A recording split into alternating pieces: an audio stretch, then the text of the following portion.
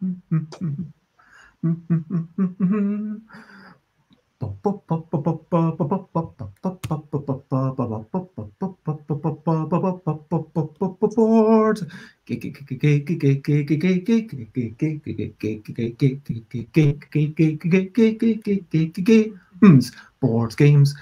games, it's what we're talking about.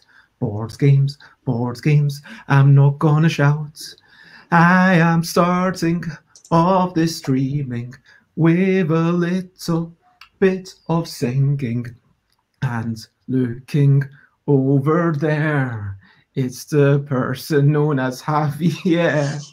Javier Fernandez is a person who I have met in upon a mission when we went to go to Cannes. We went to Airbnb and we were not banned because why would we be? Hey, that's crazy. Come on. What's happening to the song? What's happening to me? Today we're talking about localization. Today we're not really talking about globalization, but maybe in a way we are. It's the way that games can travel far, and maybe the game needs a change to change the name, and to not seem deranged, and maybe to not seem strange to the people in other countries when it's changed. Board games, I'm not going to shout. Board games, it's what we're talking about. Hey! Hello, that's very good. Thank you very much. I'm going to, that's, hit me up. Alan Outson says, good morning, Bez and Javier, and good morning to you, Alan. It's lovely to see you. And I am Bez. It's his bedtime in some countries. We are blethering about board games. And today is localization with Javier Fernandez. Hello, Javier. Hello, Bez. How are you doing? I'm doing okay. I have a bit of a headache and a sore throat, but let's not get into that. There's Jess from Thailand. Hello, Jess. And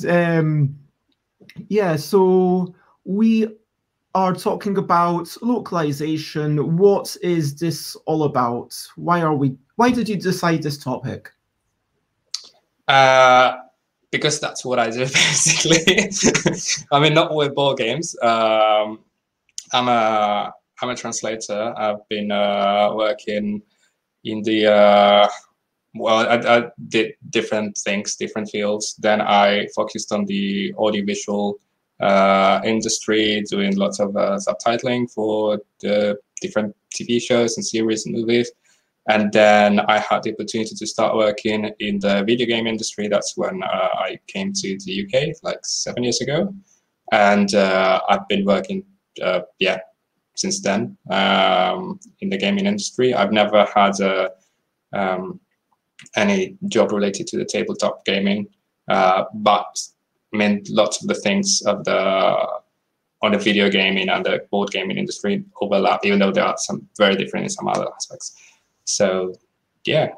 Oh, yeah, absolutely. And even in the sorts of games design that you do, whilst you can't really have the kind of fast-paced, reaction-based game, well, I guess you can if, Jungle Speed is a kind of Twitch gaming, but you can't really have, an onslaught of vertically scrolling shoot 'em up or anything like that, or the kind of, it's such a big part of video games, that fast reaction, whereas in board games, it's the norm to just be able to take as much time as you want.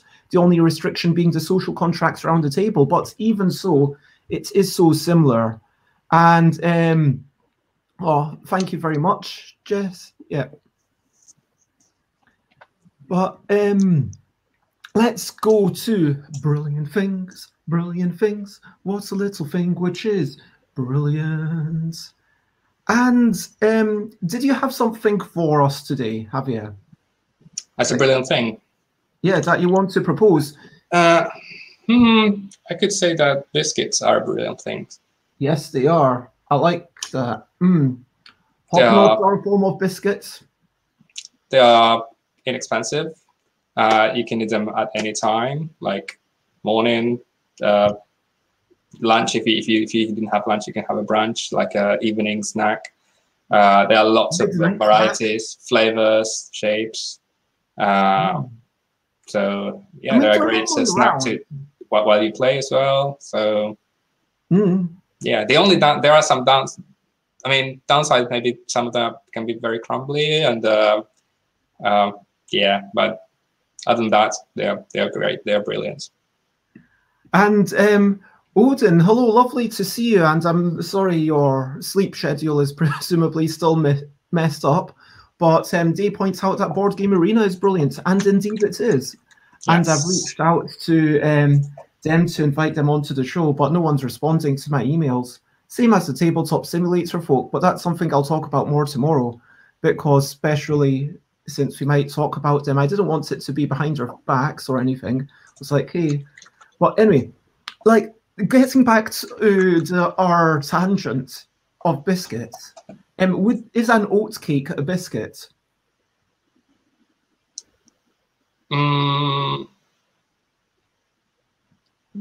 Maybe. I'm really all about the oat cakes, right? I mean, Nairn's is pretty good, but sometimes I just go for the cheap brands from Lidl or whatever. And yeah.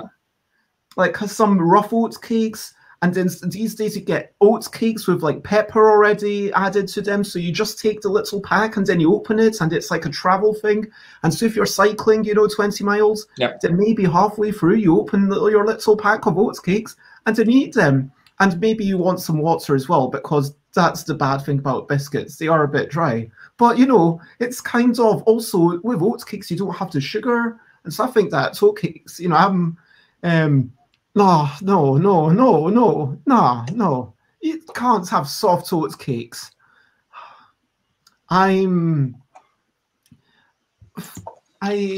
Okay. For me, an oat cake it's basically made with oats. It's got low in sugar. That's what it's kind of normally connotating to me.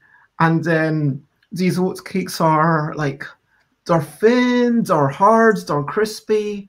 I mean, yeah. I mean, have you heard of these soft oats cakes? I'm not sure. I'm not going to say that they're not oats cakes, or they're not a good thing, or they're not delicious. I'm just saying that that's a totally different world. That's all I'm saying. That's a completely different ball game.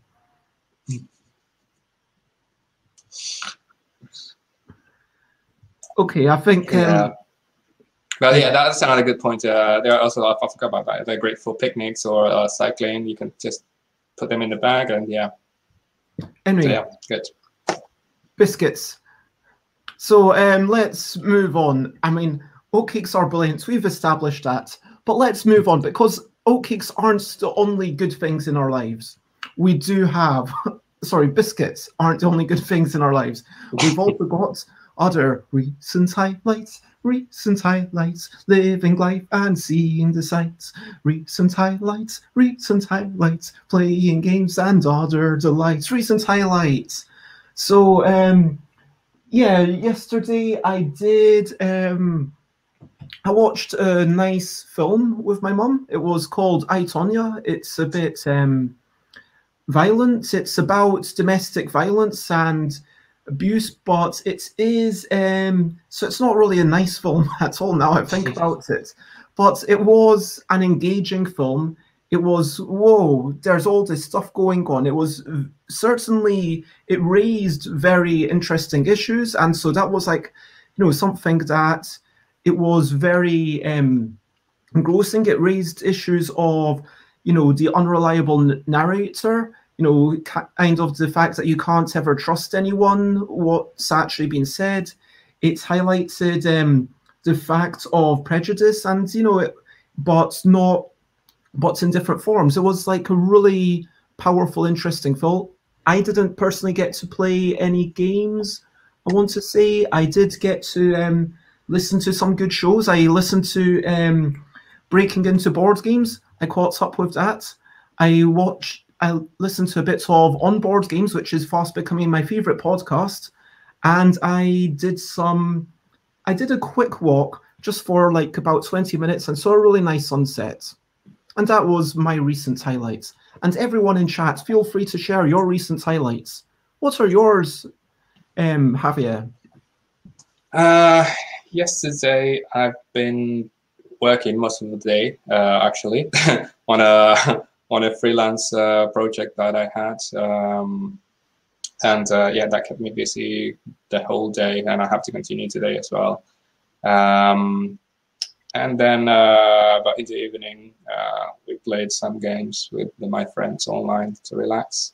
So we tried a new platform that some indie developers are doing, like versions of games that you can play online and you don't have to sign up or anything. They have different titles. We tried Love Letter, and we didn't like it at all. It loses a lot of the normal interaction like in person, so we decided to not play that. We ended up playing Codenames and Just One. But yeah, it's definitely weird, the difference between playing games in person and online. I mean, you know, Jess, Alan and Xate and myself had a good time playing Can't Stop because we were chatting, and I think the personalities were just perfect for it. It's like, I'm probably more of a neutral player, let's say. Xate is very much a reckless, keep going until like well beyond the point that you should. Alan, you know, is super cautious, and so it was like the little angel devil on your shoulder type of thing. Oh, keep going. No, you should probably stop. Keep going. But yeah, I mean, it's some games are better suited to capturing that excitement of being with each other, aren't they? Definitely, yes. Yeah, Jess says we could not stop during that time. And Odin got a light box today. Wow. So that's going to change the board game photography a ton. And yeah, so that's pretty cool. I hope that you get to make some really nice photographs of your stuff now. And if anyone else has any recent highlights, then feel free to share or not share as you would like. As we move slowly, we ease ourselves into, do you know what is coming up now? Q.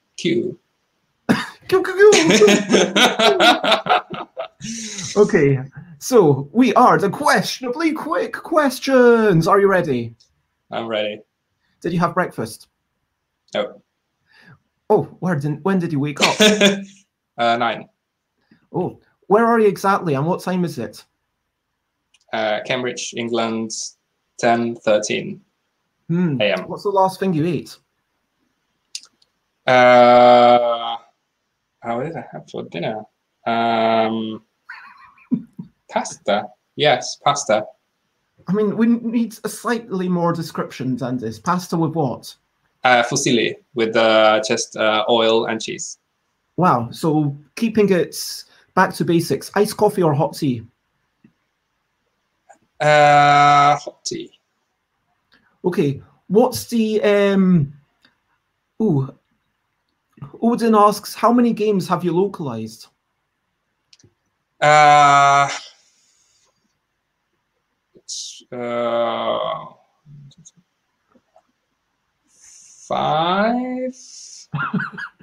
Yes. It's just the one of them is like it's an MMO RPG, so it's continuously developing. So that's my main.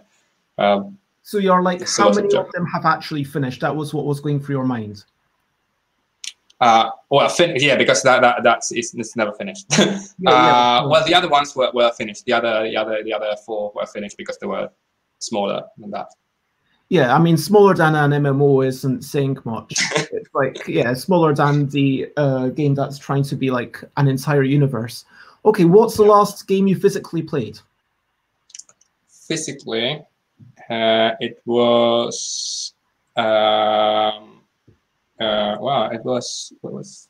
I remember the day when we met to play, but I don't know exactly the last one. So with that play, we played Anomia, Cockroach Poker, Planet, and yeah, something else. So it has to be one of those. I don't remember the order.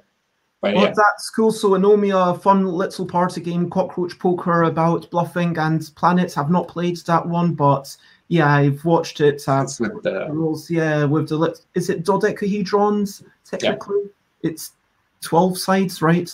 Yeah, and then yeah, so yeah, what were you eating or drinking during that gaming session? Do you remember? Snacks. So we had biscuits. We had cupcakes, and we had yeah, crisps, like bacon flavored crisps. Yeah, bringing it back to the biscuits. Okay. Yes. So books or podcasts? Podcasts. What's the last one you listened to? Which came first? Ooh, what's that all about? Can you give us a 30 second? It's a panel of four people, and there are 30-minute episodes, and they basically talk about 3 games in each episode, and they are kind of explorers. So that's the like dig it or bury at the end. So they do an explanation, what's in the box, how do you play, and the thoughts, and yeah. So they are like kind of quick reviews. Yeah. That's an interesting title for it. Which came first? Okay, and when you're playing games, what's your favorite color to play? Yellow. Cards or cubes? Cards. Meeples or plastic figurines? Meeples. Art or rules? To look at, or art. I mean, rules are important, but I mean, yeah, it's a balance. Yeah,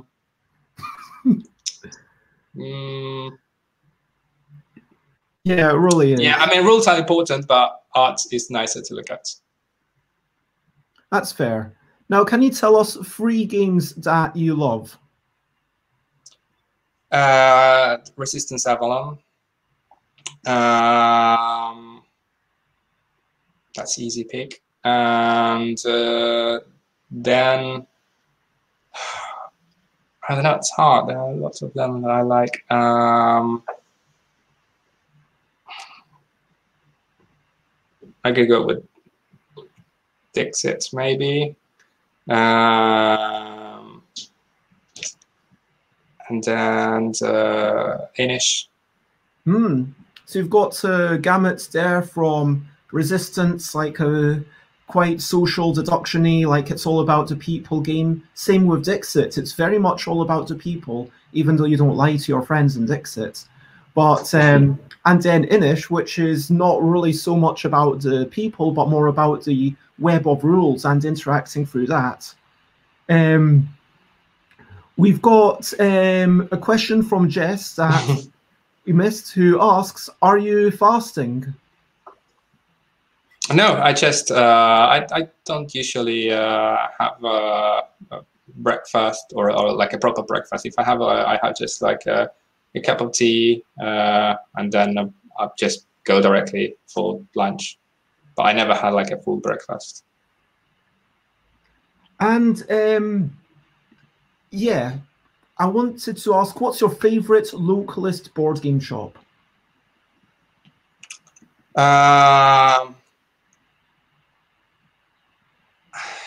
I'd say Heifers is yeah, it's doing a great job. Even though I can't.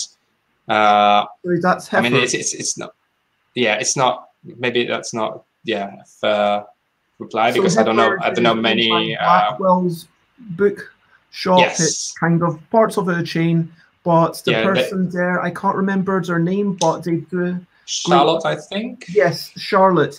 Charlotte Staffer, I believe. Yes, yes. And does a great job of curating things. Yeah, it started with a small gaming section and they expanded. Now it's like kind of maybe like half the bookstore is only for games. So yeah. Yeah, Charlotte's been really good at that. Yes. Okay, before we finish up, we're going to take any more questions that people have in the next minute or so. Odin says, if you could travel to one place in the world, where would it be and why? Oh, that's really hard. One place. It's yeah.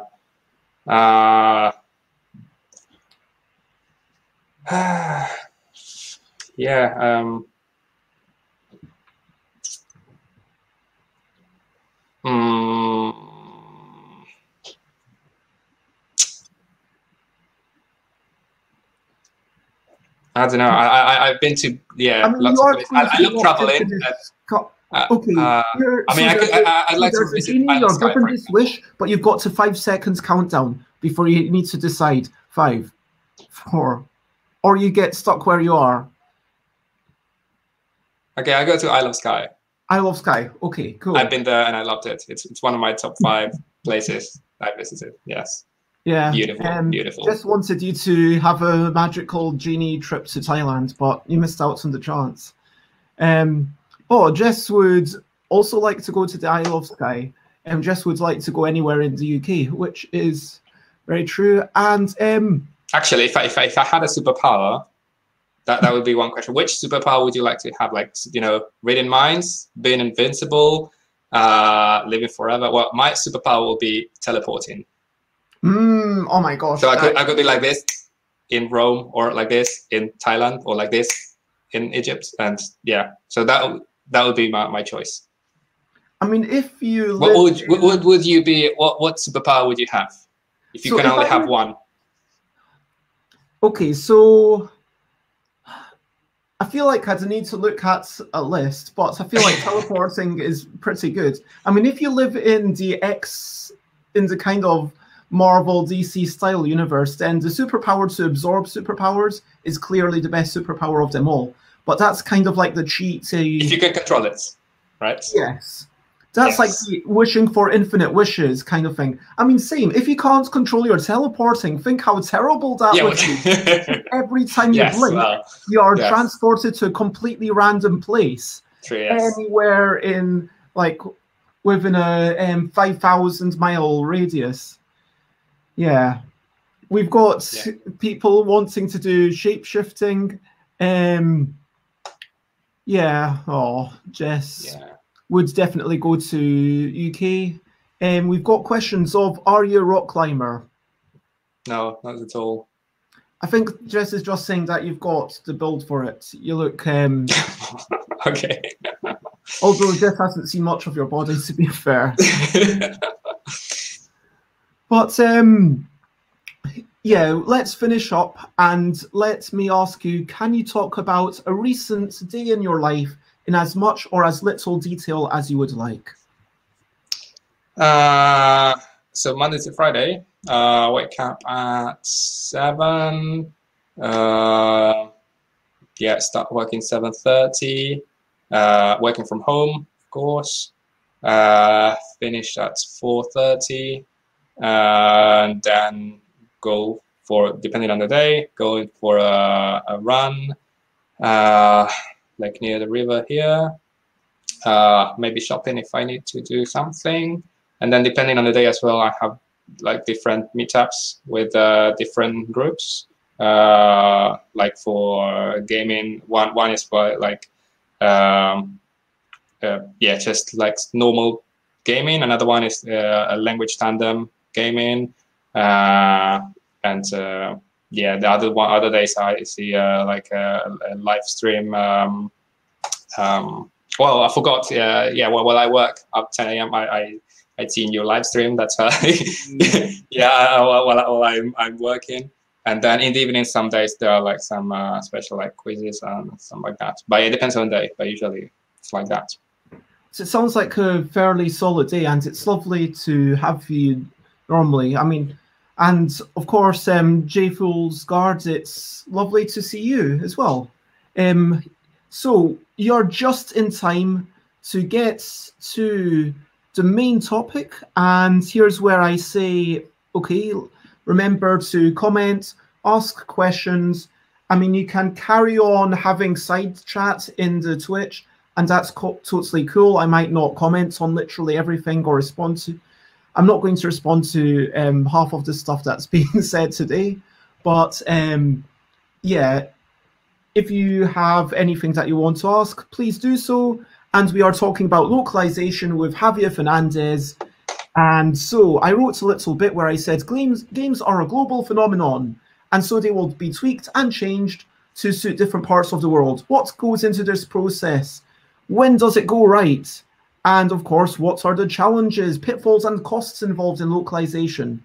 And you've brought some interesting, like, little stories and anecdotes that you put into a really great spreadsheet that we can chat about. And I wonder, would it be appropriate to even make that Google Drive something that I could link to let people see as a sort of show notes after the fact? Yes. Yeah. So let's get to it. And yeah, let's define what localization is. So localization is the process of adapting a product, in this case game, to a different market. So it's not only translating, right? Because translation is just, even though sometimes it's a translation is a word by word translation, sometimes you have to adapt them, but localizing something is more than translating it. It also involves the graphic assets, like sometimes you have to do some DTP process, like changing font or colors or images, because some images can have a different connotation or negative meaning in some cultures. So yeah, it's getting to know your local audience, your local target market, and cater for them, bringing them a product that they feel comfortable with. So that's why I say it's not only translating it, but yeah, there are a lot of other things that are not only language related. And that's why it also involves graphic designers or illustrators. Again, not all the time. Sometimes it's perfectly, you just can just translate it, but sometimes you have to take into account which things they are, and you have to adapt them. And yeah, and you want to do that because you want to make your game available to as many people as possible, and to diversify it. And as it was mentioned on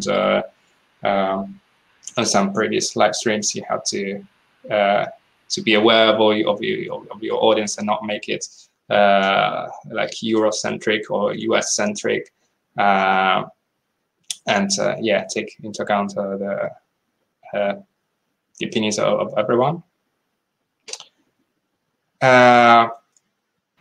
So yeah, basically that's it.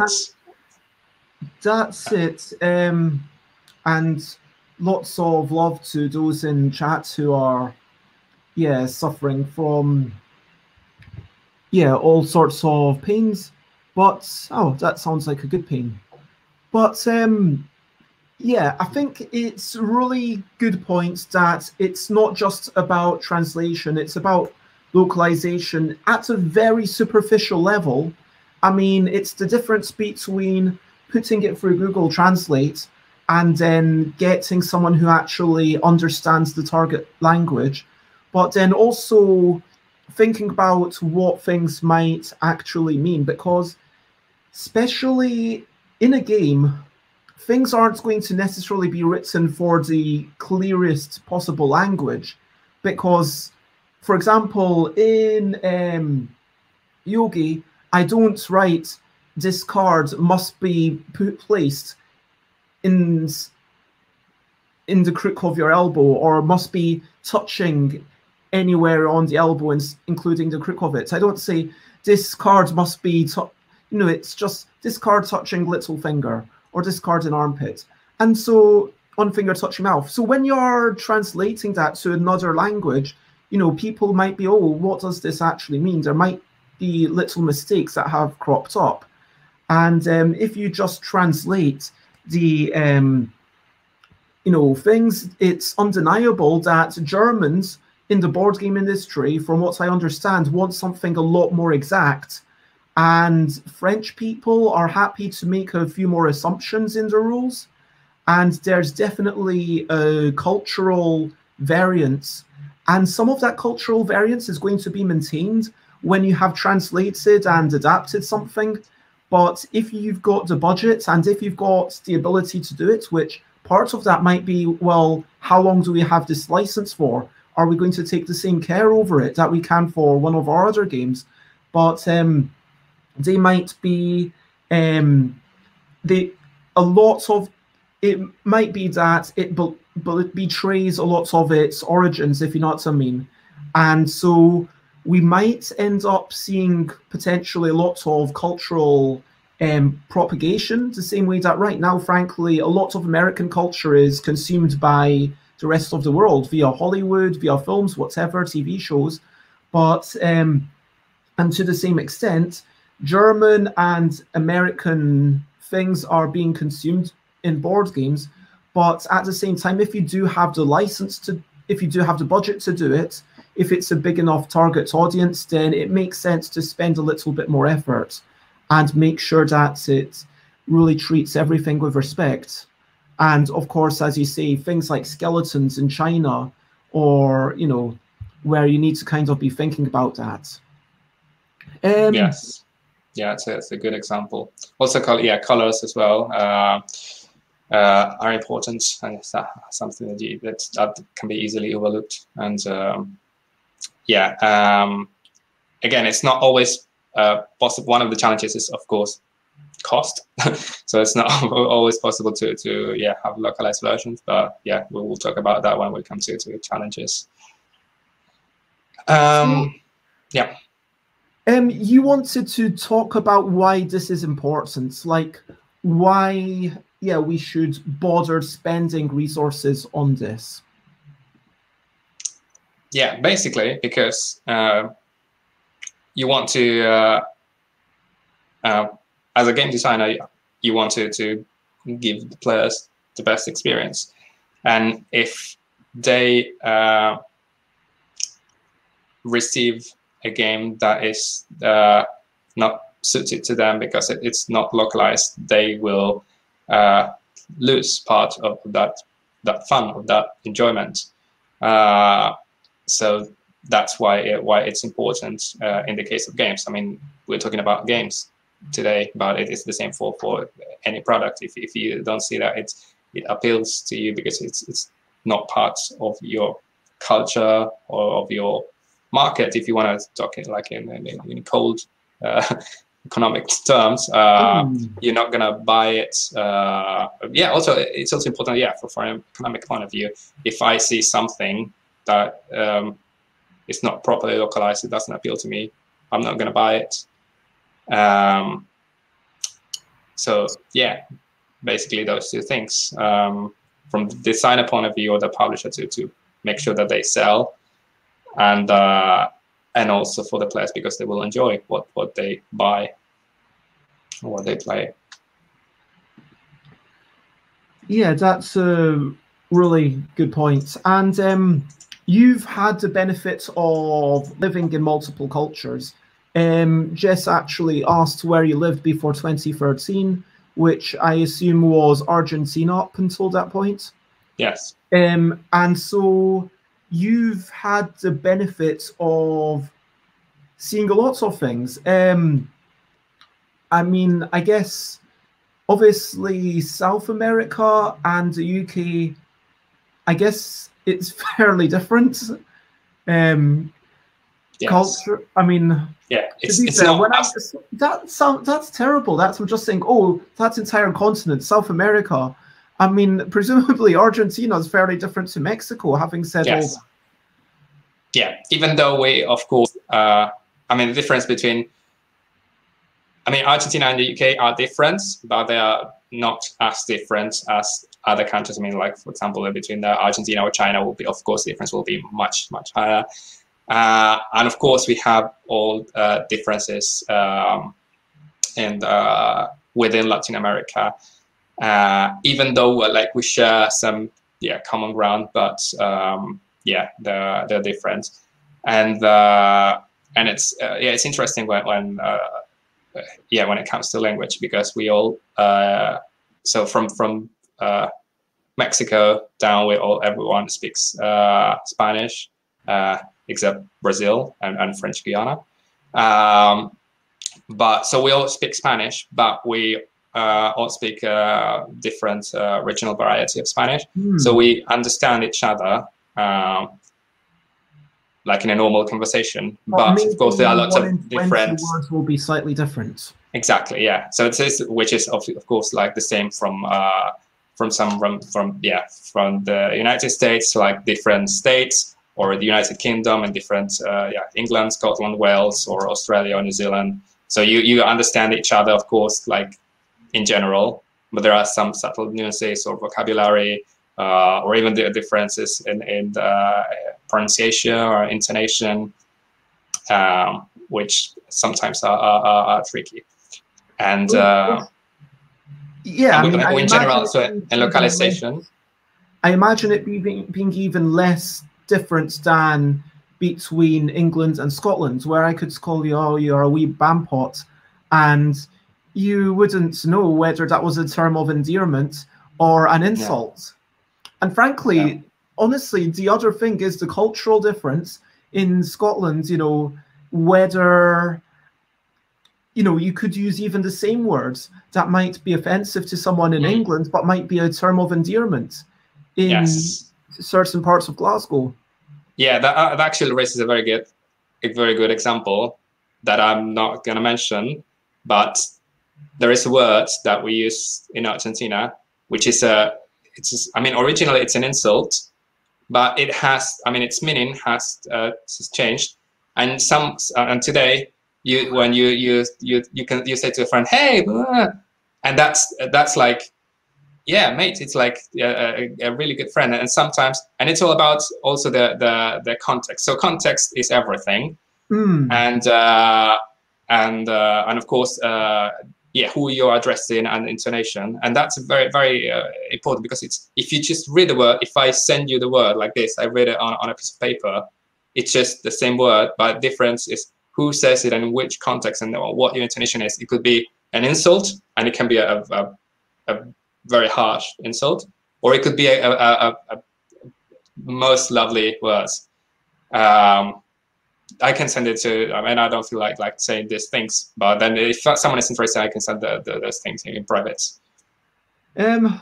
Yeah, I've kind of, I want to keep it PG. Basically PG rated. Yes. I guess I want to keep it PG rated even for Spanish speakers. So yeah, that's the tricky thing, isn't it? And yeah, like what's a fanny means. I mean, in the UK, fanny is a word for a vagina, and yeah, but it's also an old archaic name for a person, like as in the same way that you might say Sally, Dick, and Fanny went up the hill. And then you see this in old children's books, and it's almost like you're laughing, because these are, it's weird how words have changed throughout time. And if you do a bad job in it, you're liable to use these people's names potentially in your examples. Something might go wrong there where you just choose random names. Like you might use the word Dick, which, fair enough, it's a genuine name. A lot of people are named Richard, and it is abbreviated as Dick. But at the same time, it's, yeah, kind of, if you've got a childish mind, it can be a euphemism for genitalia. And so it's, this is kind of maybe something that you just want to steer clear of if you can at all. Yes. And insults are fascinating aspects within social linguistics. There are some things like, also, for example, the French, the Canadian French and the European French are different, of course. and one of the differences relies on the insults as well, where the French Canadian used religious expressions that are adapted, which for insults, because they are like blasphemous, and the European French went in other direction, and they don't use it that much or at all. So yeah, the insults are interesting evolution. And Jess tells us that there's a lot of people called porn in Thailand, but they would normally change their names if they want to visit the UK, which makes sense. I know that a lot of Chinese people would have a Chinese name as well as an anglicized name. I don't just mean written with the English alphabet, but something that is easier for us to say. And so, yeah, just it's a thing that happens, that you need to be aware of the culture in which you're presenting yourself. And so as we, as people, step into a new culture, and I mean, Jess can correct me, but I don't think it's that anyone has to change their name. And for sure, if I wanted to, you know, give a game a terrible name in another language, I absolutely could. There's nothing stopping me doing that. But the truth is, it's just probably not going to be received as well. Like, I'm sure that there's examples of some American English things that are fine in UK English that I could write and then I could ship across, and then people would be like, hey, wait, this is... And people would probably think well of me, but they'd think, hey, Bez hasn't done their homework. Why is Bez sending these copies over to the USA? It's like, you know, if I were to go into a culture where doing this is seen as an insult, you know, in the UK, this is like a great thing. This is, and I adopt a lot of English-speaking customs during this show because we're speaking English, and it has made me think that, yes, you know, I really appreciated having a couple of people who don't speak English so well, including Sai Beppu, but it is an English-speaking podcast, Frank show. It's not a podcast, it's a stream, whatever. Anyway, so people have started calling it a podcast, and that's gone into my head. But yeah, speaking of, like, if I do that in Iran, that is very rude. True story. Okay. Yeah, I mean, speaking of this, we can link this to some examples where localization went wrong. I mean, inadvertently, right? Because they had originally they had the best intentions, but they didn't realize that some words were not working in other markets. Like, there is a very famous example of this car making, Mitsubishi, that they manufactured an SUV which is called Mitsubishi Pajero in the United States. Oh, I thought you were going to talk about Nova. Okay, that's a bit different because so Mitsubishi Pajero is a pampas cat. It's because actually one of the meanings of paja is straw, and pajero means like from the straw, so it was like that kind of yeah, cat cougar style, and it was branded like that in the United States. I don't know why in the UK it was rebranded as Shogun, because it's I don't think Pajero means anything different in the UK, but in the Americas, Pajero means also another thing, and that's why they rebranded it as Montero. Because and everyone is, I mean, still today, when they see the original name, they just giggle and say, because yeah, that's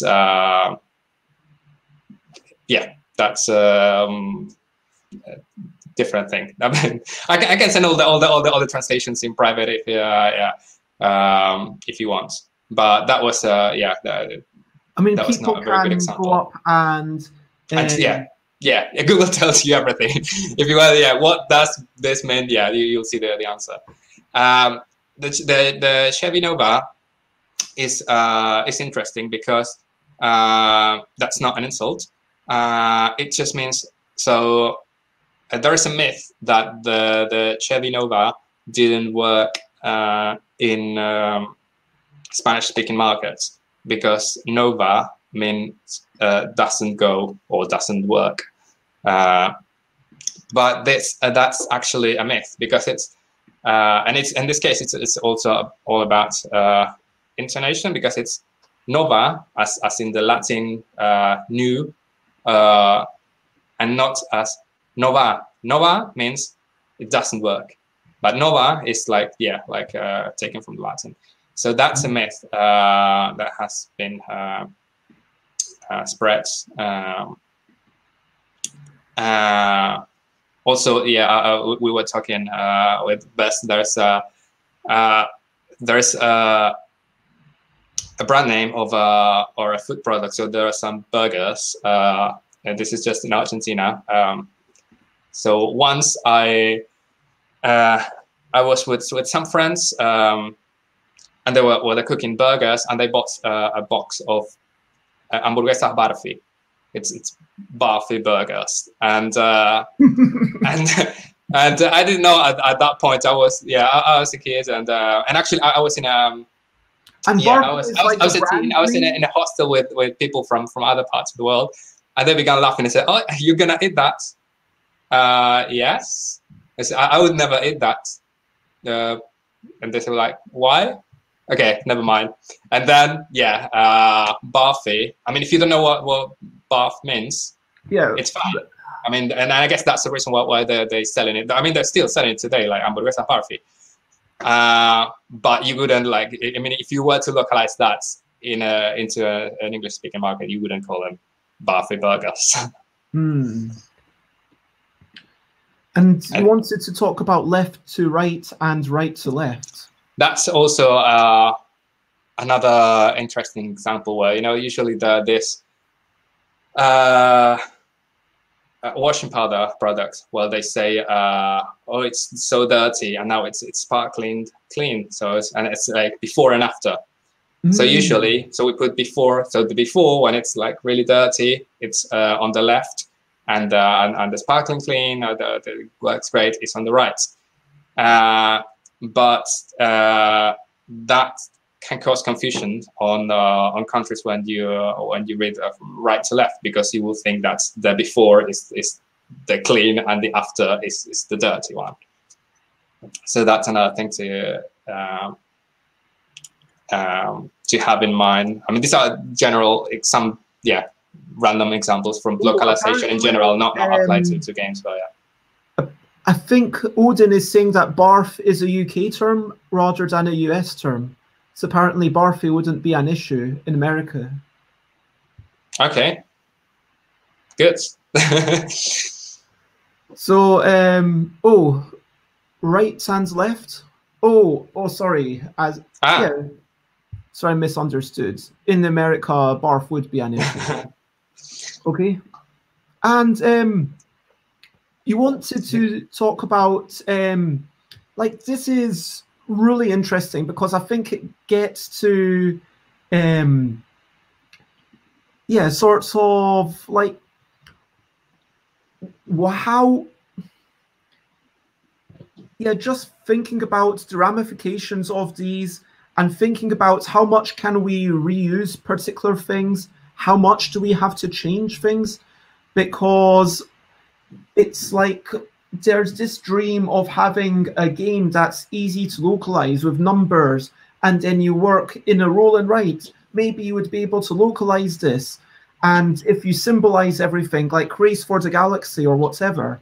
But even there, when you need to think maybe about the way that people fan out their cards, or even the images and what those images might represent, and little arrows, because I mean, is the arrow going this way or is the arrow going this way to suggest past towards the future, if you know what I mean? And so it strikes me that much as people say, hey, if you make icons, sure, your game might be easier to localize within Europe and half of the world, but there's still an entire other half that it might be a problem for. Yeah, I mean, it's hard to, it's hard to find a balance. I mean, you can never make one universal version. I mean, that would be very hard for to release something that would apply to any country in the world. So maybe you don't need like different specific localized mark for countries, because that's another thing. For example, when it comes to Spanish, there are two. So there are two main Spanish. So there are when it comes to localization, there is European Spanish and there is LATAM, which is Latin American Spanish, which is, as I said before, it's not technically correct because the way we speak in Argentina is different than in Chile or in Paraguay or in Peru. I mean, but in terms, there are two main Spanishes, and in this case, you could like release like several versions, like from the main different markets, not being so granular. I like language independency. So if you can, make symbols and try to simplify that, I support that. And then you can sure, that has other benefits. I mean, if something's language independent, that might mean that my 8-year-old niece, who, okay, they should hopefully, someone who can't read yet is still able to read it, even if they're maybe struggling with some bigger words and they're maybe a bit tired and they don't want to read big words. By putting them into little symbols, are like, okay, I know what this means. And kind of, I know that as far as Gigamic goes, speaking as someone who created Yogi, which is in a bunch of things, I think it's also about what companies are actually distributing within each country. So I basically licensed it to Gigamic for worldwide rights. In turn, Gigamic has partners across different territories, and one of their partners is in Spain. So, okay, we're going to deal with you for this version. One of the partners is in just, I believe, Peru and Chile. And so I think their version of Spanish it might be very similar to a version of Spanish spoken in a neighboring country, but for whatever reason, that partner has the rights to distribute it only within those particular countries. And so you might even have a little thing on the box to say, okay, are you keeping to where you're meant to be selling this, if you know what I mean? Mm-hmm. And so sometimes that can actually be a good thing because it might allow you to partner up with more people. For example, if Surprise Terror Games want to partner up with Localist to have a game in German, then it's more likely to happen if the original game wasn't possible to easily buy and play by German-speaking people. One of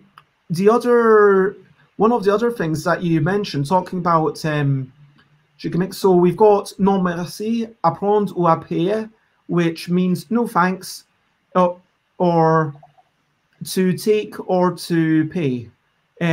So this is the game No Thanks, and thanks to Board Game Geek and stuff for all these images, just to say. One tip, if you with the Board Game Geek, when you choose any game, you can go to the tab versions, which is the 8th tab, and then you have all the different localized versions. You can filter them by language. So yeah, pro tip, if you didn't know about that section of Board Game Geek, it's really useful for this case as well when we're comparing localized versions.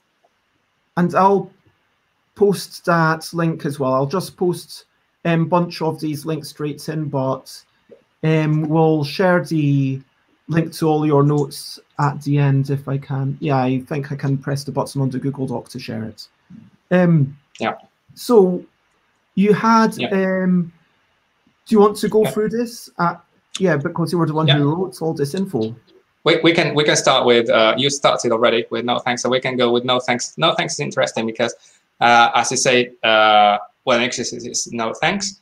The French version is non merci, which is like again a literal translation as well in Spanish, which was called no gracias.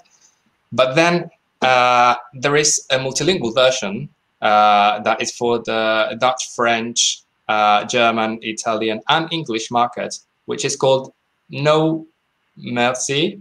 So it's like NOMERCI. So it's a cross between no mercy and non merci. So it's between no mercy and no thanks, which is it's really interesting how they did that. I don't know if people found that funny, or sometimes or someone might have think, oh, that's a typo or something, but that's I think that was a cool approach. The other one that you have to be shown on camera is schöne Scheiße, which is nice sh blip blip blip blip, because that's that's something that you don't want to get. And another localized German version, I think it was for a different publisher because they have a different name, but again for the same game, is geschenkt ist noch zu teuer, which is even as a gift it's still too expensive, which is a very long name for a game.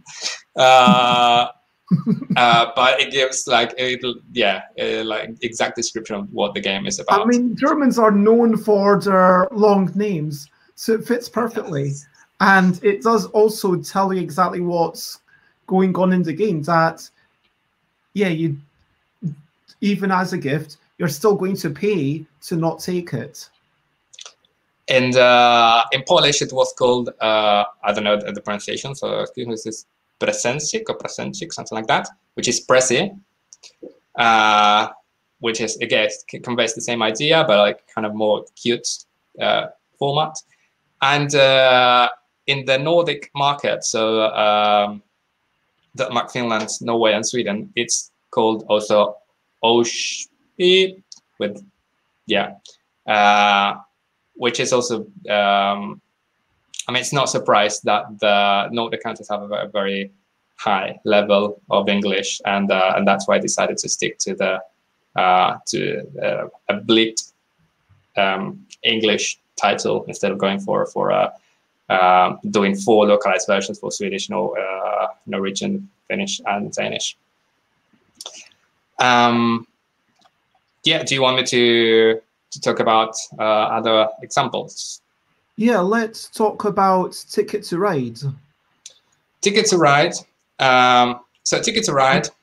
Yeah, just to say, like, and here's the cover of the box of Ticket to Ride, and I do really like, it's a little bit weird proportions, but I like how they've got the yellow, blue, green, purple, red, the player colors there, and shards are kind of, I always find this, more than 1 million sold. Like, this is a little bit weird to me. It's like, yeah, we're so popular, we've sold this many, you should definitely buy it as well. But anyway, the point is that Ticket to Ride is very popular game, and Zug. Yeah, Zug is also interesting and really hard to translate because it's an idiom. It's a pun. So Zug has lots of different meanings. One of them, I mean, the most popular one is train, but it also means move. For example, if you're playing with in German, and I tell you, okay, Bess, dein Zug, it's okay, Bess, your turn. So you have to do your move.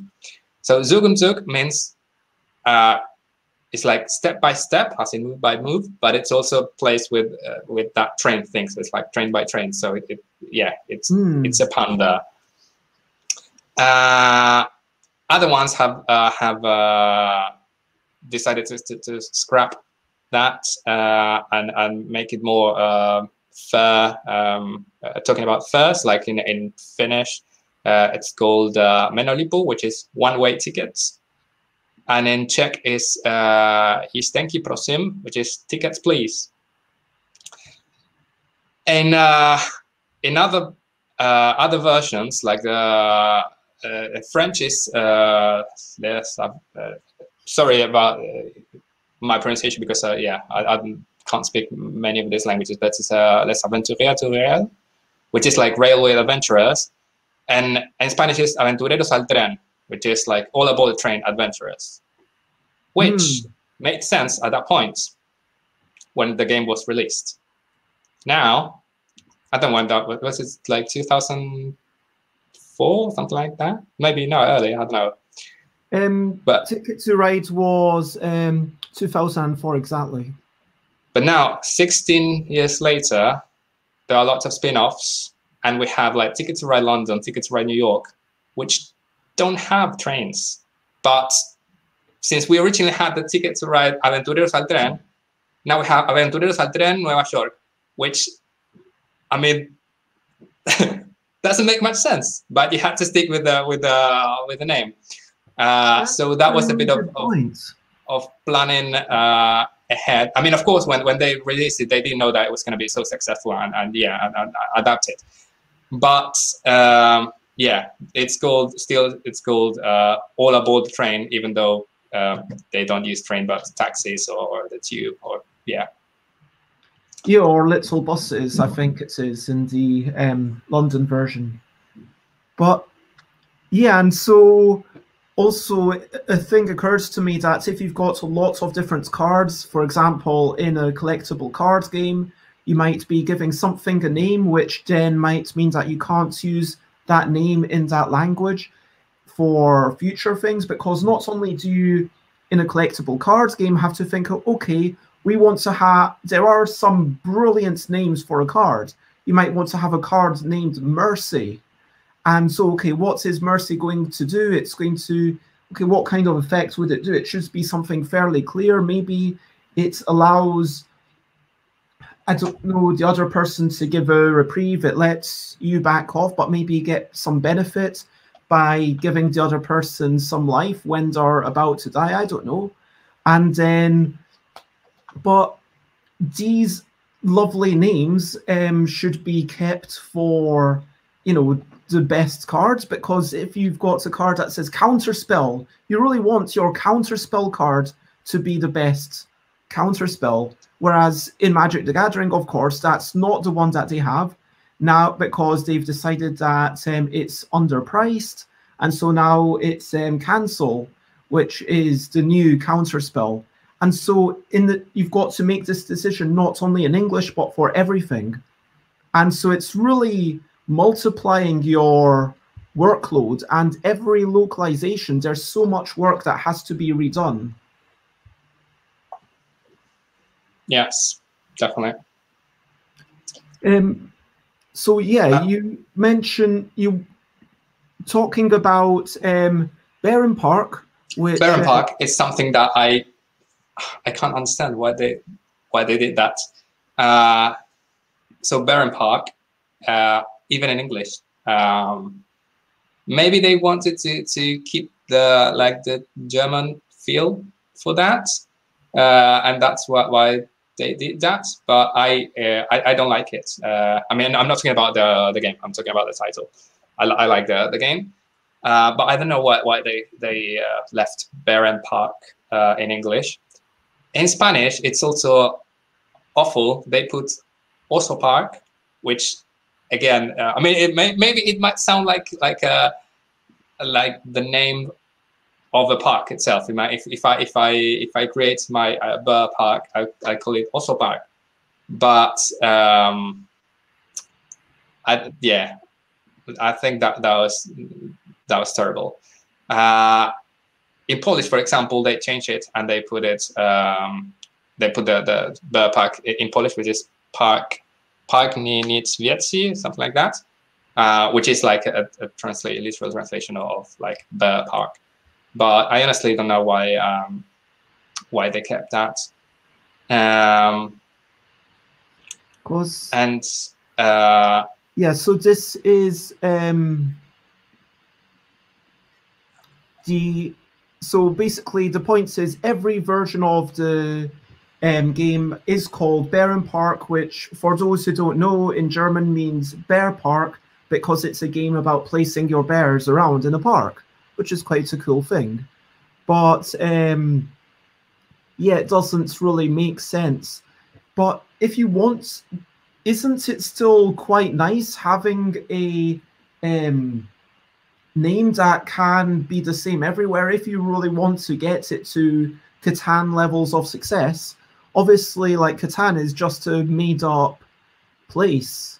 I mean, sure, there's a whole sense of colonialism, but they've removed it from Siedler von Catan and Settlers of Catan, and I can't remember what the French is, but now it's just called Catan. Full stop. That's it. Yes. Yeah, I mean, that's another option. If you want to go for the for a word that is in the original language and apply it to all localized versions, that would be a good approach. But for example, in the case of Spanish, park is not even in Spanish. I don't know why they went for also park and not also parque, which is I'm not talking about Parque de Osos, which would be like the bear park. But yeah, if you want to do like a catchy commercial name for the park, like Adventureland or something like that, why don't you call it Oso Parque instead of Oso Park, which is not. It's a weird mixture. I don't know. I mean, I noticed that the Japanese version, I think it was Uma something, and I assume that Uma means bear in Japanese, because I can read that katakana, but I don't know what the word means. But yeah, so Alan asks if we have interesting observations regarding the types of games played around the world, of what is popular or less popular in certain regions or countries. And Localist, of course we missed you. Well, I think now things are different because we're talking things are obviously more globalized, and most people have access to lots of things compared to how it was in the past. Like when I was a kid, there was only, we only had our localized version of Risk, Monopoly, which is called TEG. Our Risk was TEG. Our Monopoly was Estanciero. Then you have Scrabble, and I think that was it. Chess, checkers, and that's it. And now, we can have games from all over the world, even though it's still very hard to get them to Argentina because shipping is so expensive. But that's a whole different story. But even with internet, you can print and play, so it's a bit different. But traditionally, we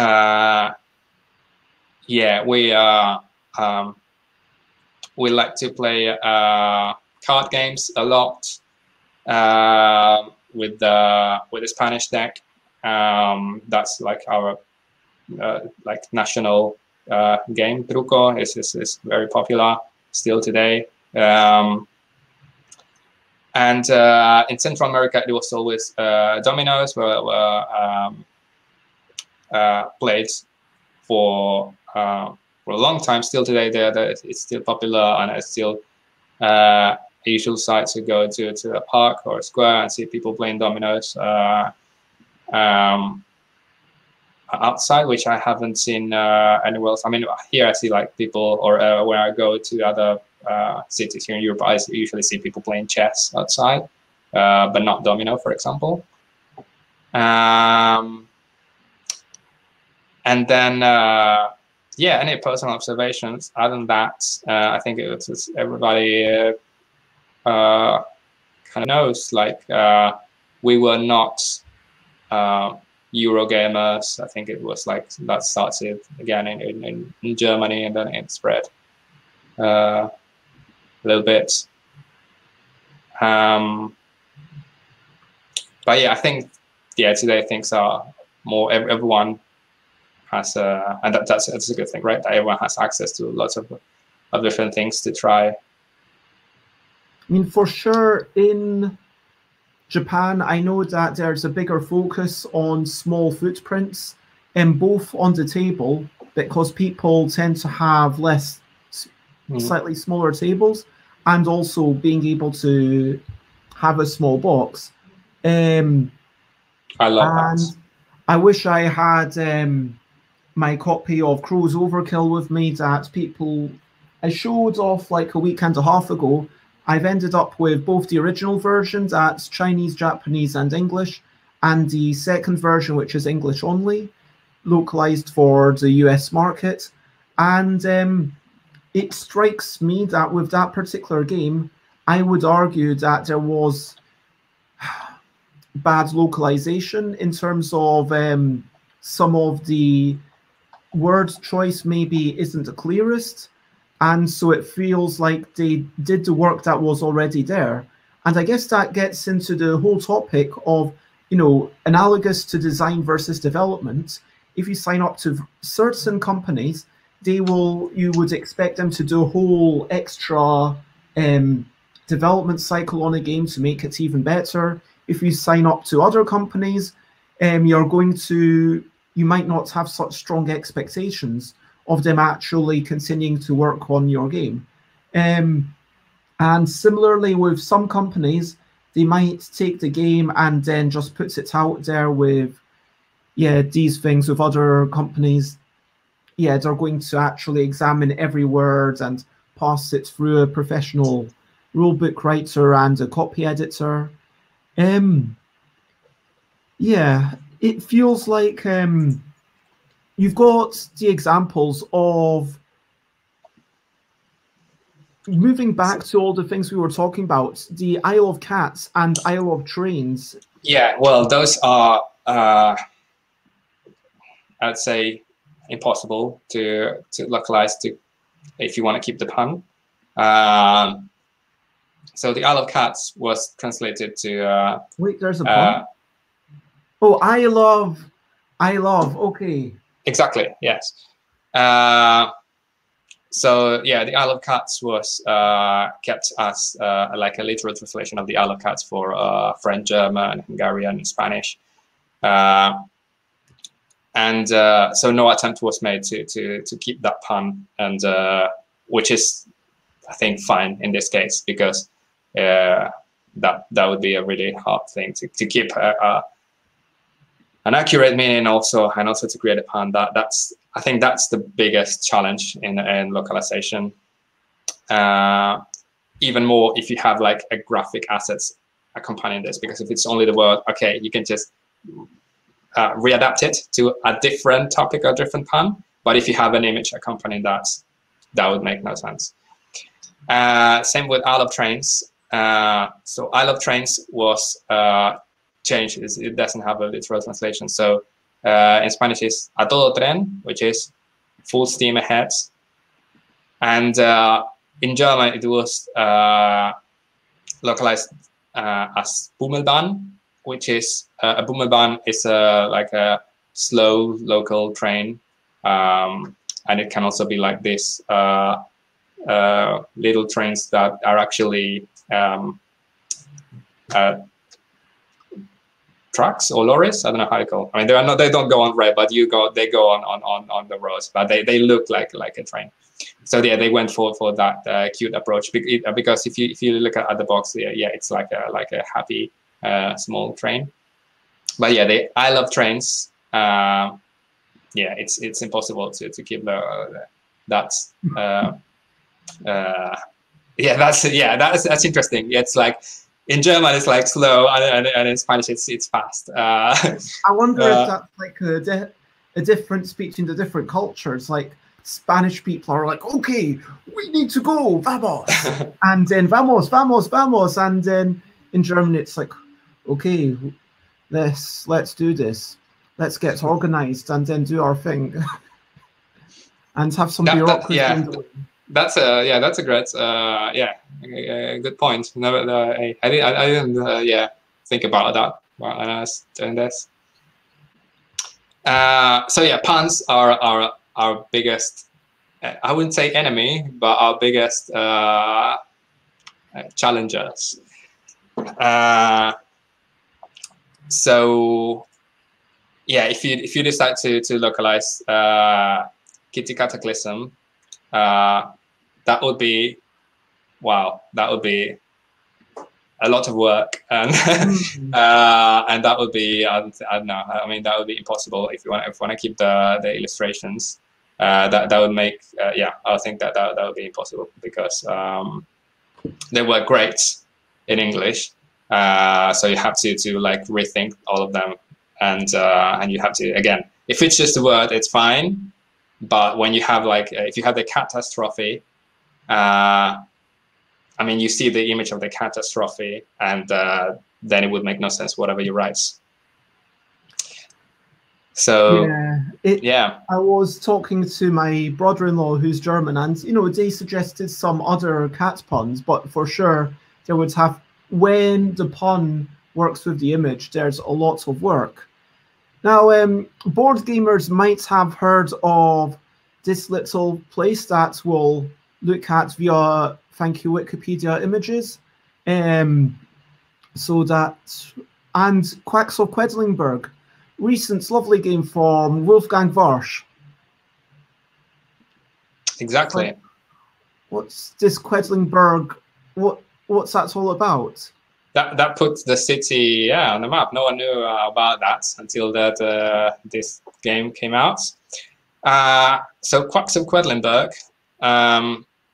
it was it was a very popular game, of course, and after a game is very popular, lots of localized versions come, of course, and in many of them they kept the like a literal translation of both the quacks and the city. So in English, Czech, Italian, German, Hungarian, and Dutch, they kept that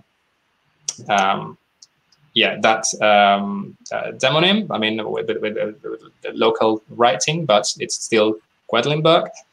But in other localized versions, they changed that. For example, French, Polish, Finland, and Spanish, it's a different case. We'll go into that later. So in French, it's called Le Charlatan de Belcastel. So they changed Quedlinburg for Belcastel in Aveyron, which is, I think, the one that you're showing right now. Yep.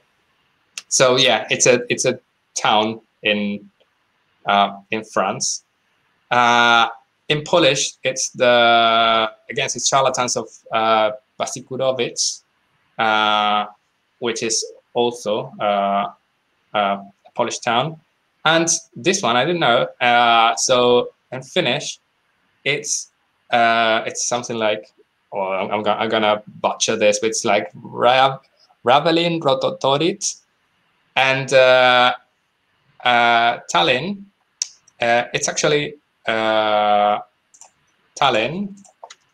in Estonia, it's because a big tourist city now. Its main point is tourism, and you can go there, and they've got their own brand of rum that's called Tallinn Vana Tallinn, and they've got their own kind of sweets. I mean, a lot of it is because of independence culture, but a lot of it is because of playing up to this tourism. And they've got processions going through the city like every day. Every couple of days at least. It's very touristy. That was on my go-to list for this year before COVID struck. So I was going to go to the Baltic states, and yeah, okay, maybe next year. But yeah, I learned when I was preparing this, I learned that another ancient historical name for Tallinn is Raveli in Finnish, and that's yeah, that's why they changed the name of the city. So yeah, different cities for the same game.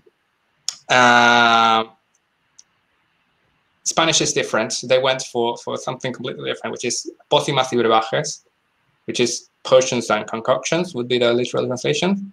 Which, yes, it's what you do in the game, but they completely omit any reference to any town or city. Which, interestingly, they didn't do for the sequel, if you can call Taverns of Tiefenthal a sequel of the game, or I mean, same designer or same line, let's say. So Taverns of Tiefenthal, again, it's called the Taverns of Tiefenthal in English, French, German, and Spanish. They kept an adaptation of that name in the corresponding languages, like La Taverne de la Val Profonde, or La Taberna de Valfonda in Spanish, which in French they did like the taverns of the Deep Valley, and so Deep Valley in two different words. In Spanish, they went for one word which doesn't exist, so they created a word which is called Valfonda, which is like a fictional name for a town, which sounds like Fondo del Valle, or yeah, it's like Deep Valley. So maybe they changed their mind from the Quacks of Quedlinburg, and now they decided to go for a name of the town. And in this case, the different one is the Dutch one, which they went for Old Town. Maybe Jeroen, if he's on the chat, he can confirm. But that's what I found. Yeah, the Dutch version was like the taverns of the Old Town.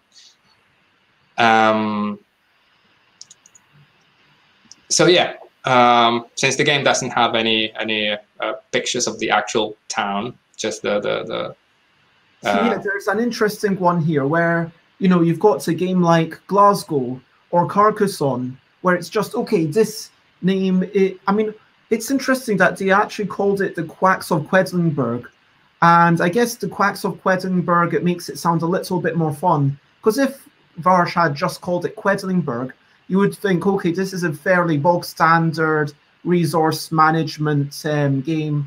But the Quacks of Quedlinburg, that kind of suggests that there's a bit of levity. And that's the thing, like all these words have connotations. And it's not just about thinking, okay, we want to talk about Quedlinburg. It's about thinking, okay, we want, I mean, the German isn't even, well, it's almost as good. Die Quacksalber von Quedlinburg. I mean, Quacksalber von Quedlinburg, I think Quacks of Quedlinburg just, to me, maybe it's because I'm just used to English, but it's got a better rhythm to it. But it's got that alliteration. Yes. And then when you have that, I'm going to butcher the Italian, Ciarlatani di Quedlinburgo, you know, that doesn't have the alliteration. It doesn't have like the same fun thing. I mean, Quacks is just like a bit of an archaic. It's so apparently it sounds totally different if you actually speak German. So it's just because I said it's different. So maybe neither of us can say it properly. Quacksalber, Quacksalber. Anyway, so yeah, but yeah, you want to keep the levity, and so are you just going to name it after a city because there's now an established thing to that in board games? Where Glasgow, you're going to assume that Glasgow is a somewhat involved Euro-style game about, you know, economies in some way, turning resources into another resource. Although having said that, Carcassonne is fairly light. I mean, Carcassonne kind of belies that trend. But then you've got Alhambra. I mean, Puerto Rico, most things that are just named based off an existing place are quite, you know, yeah, they're quite strategic. Yeah. Whereas resource management. True. But it's like, yeah. I guess that really goes into the whole notion. Like, this feels like something that we could spend an entire another episode, because I know that we've kind of already basically gone 90 minutes. So moving on to Circle the Wagons, which you wanted to say, Circle the Wagons, and you read out the Spanish, because you can Caravana al Oeste. Caravana al Oeste. So Circle the Wagons, and yeah, they went for Caravana al Oeste because it makes sense, like the Western theme, even though it doesn't keep the cards, the circular cards layout of the game, which is present in English title. But yeah, they went for a different adaptation.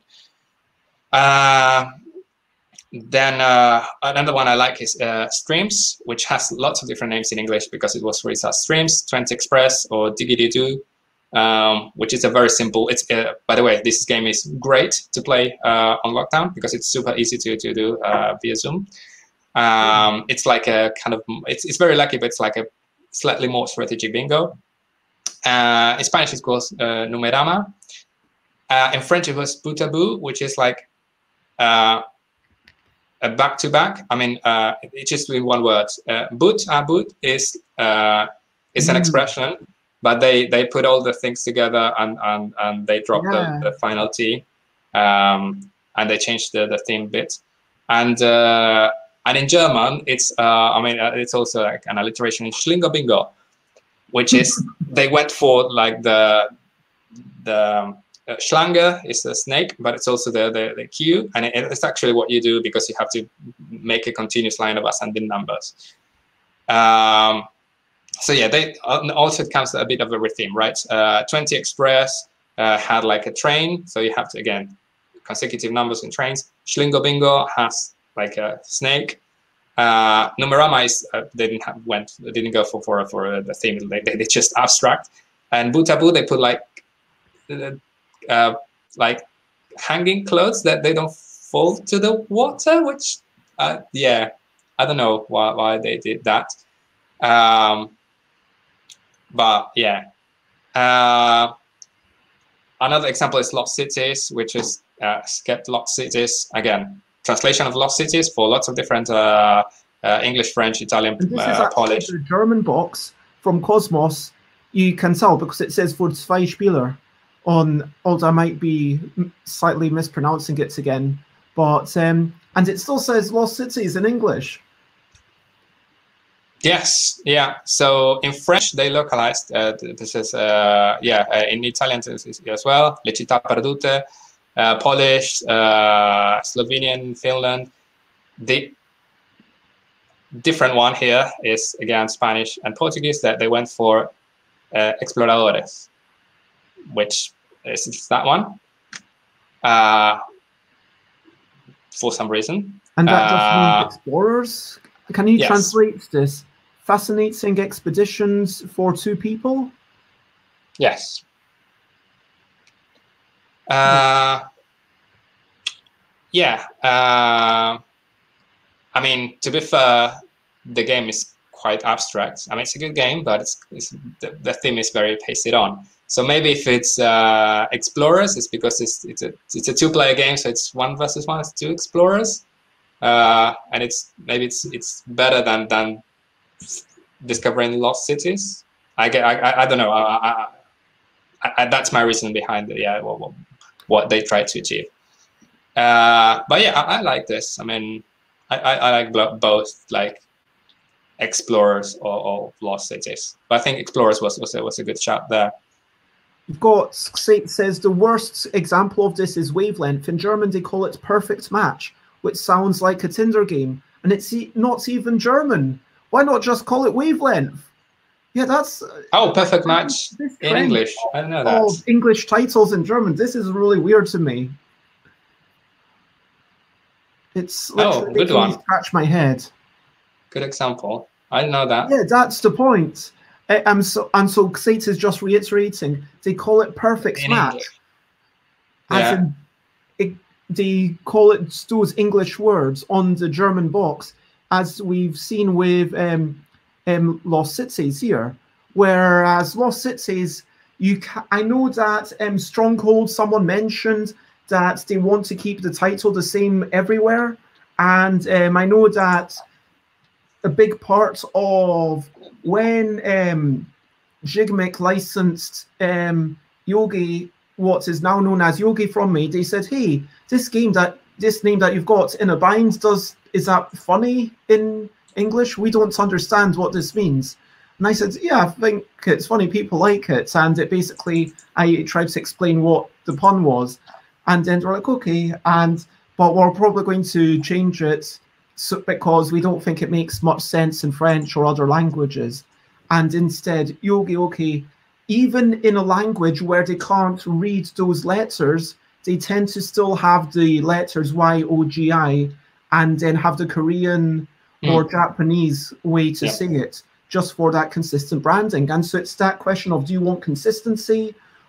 So that's when someone goes to a different country, they know what game they're referring to, or do you want, the perfect experience for someone who buys the box, and potentially risking, because if you have divergence, that's potentially going to risk someone coming up with something called, hey, hold your cards all over your body. And that could be exactly like the same thing, but people, maybe because there's already 50 different names for it, people would be like, oh, maybe this is a legitimate version, not realizing that they were buying a fake, if you know what I mean. Yeah, well, that's, good observation, yes. That's a good point. Xate says that's on the inside of the game on the plastic part. The name Wavelength is still stamped on, and so it wasn't properly localized. Yeah, no. And is it a thing? And yeah, to be on someone's wavelength is also the same saying in German. So yeah. Sorry, to move on, we were going to talk about Cat Cafe. Yeah, for example, Cafe is a good example as well on localizing, and I'm talking about this case. I'm just talking about the graphic aspect, and not about words. So they decided to. So Cat Cafe was released in Spanish as well. They kept the English title, and but the interesting thing here is what they did to the cover. So then you can go to Boardgame Geek and compare them, because it might be too small here to see it.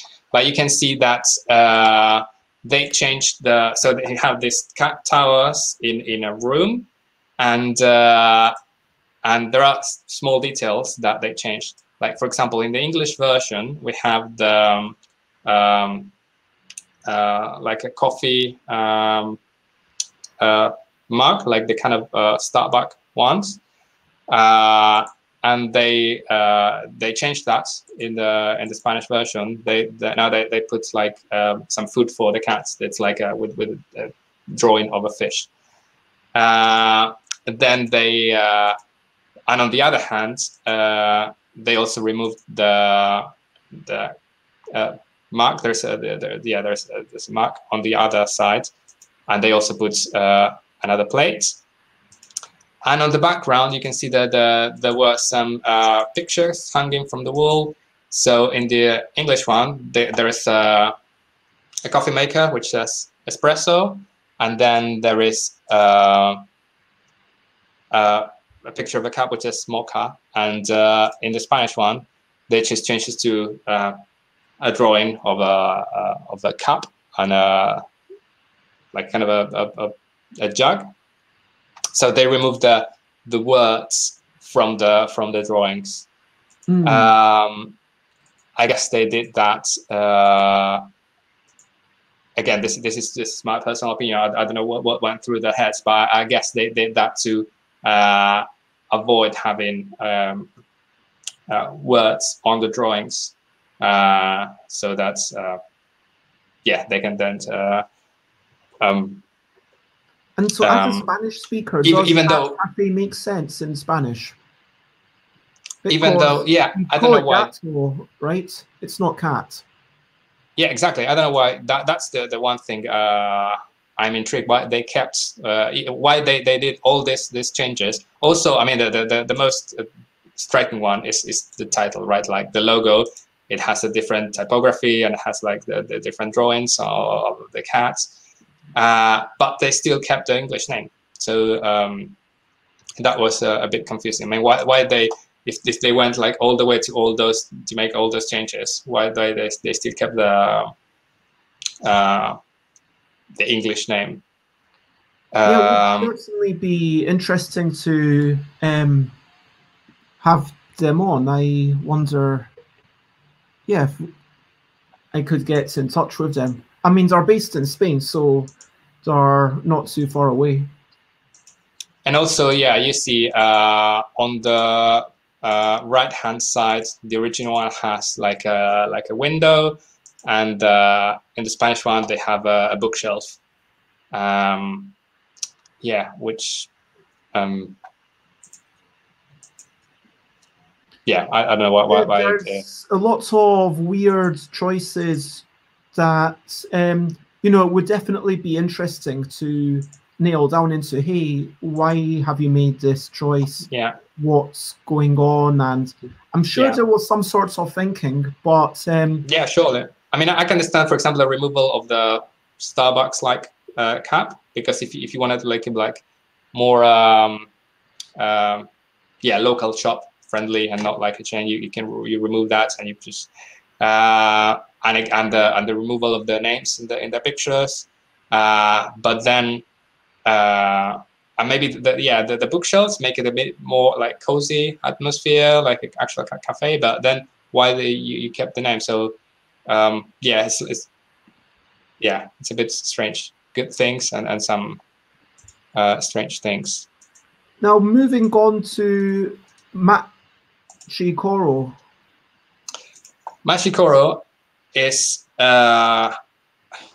again, it's been super popular, and that led to lots of localized versions. So Machikoro, in English, it's Machikoro, and in most localized versions, it's Machikoros, with a couple exceptions. Machikoro means a dice city in Japanese, and the Spanish localization, so the Spanish name of Machikoro is Ciudad Machikoro, so it's like city dice city or dice city city, which if you don't know what Machikoro means, yeah, it's okay. It's but like if you know, ATM machine. Yes, exactly. And that, yeah, I found that weird. I don't like it. When I realized what Machikoro meant, then yeah, I was happy in my ignorance. And then when I realized what Machikoro meant, I said, oh yeah, this doesn't make any sense. And the interesting thing about Machikoro is that it comes in a lot of different shapes and sizes, and they changed typography a lot, and they changed the imagery a lot. So you can browse the gallery in Board Game Geek, and you'll see that they use different fonts. The French and the Korean version is called mini-villes, which is like little towns, and that's the most striking one, because the typography they use is completely different. I guess they were appealing to a European market, well, in this case, French market, and make it more like cartoonish.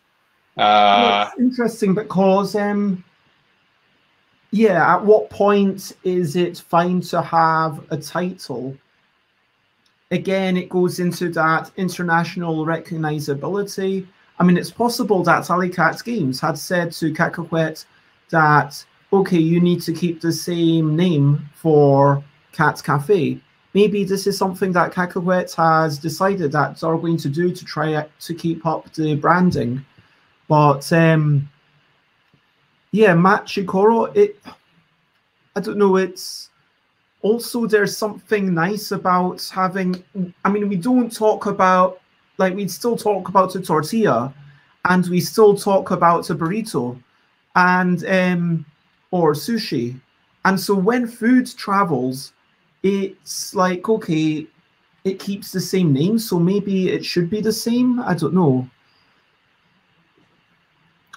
Let's finish up. You wanted to talk about code names, or shall we just skip that?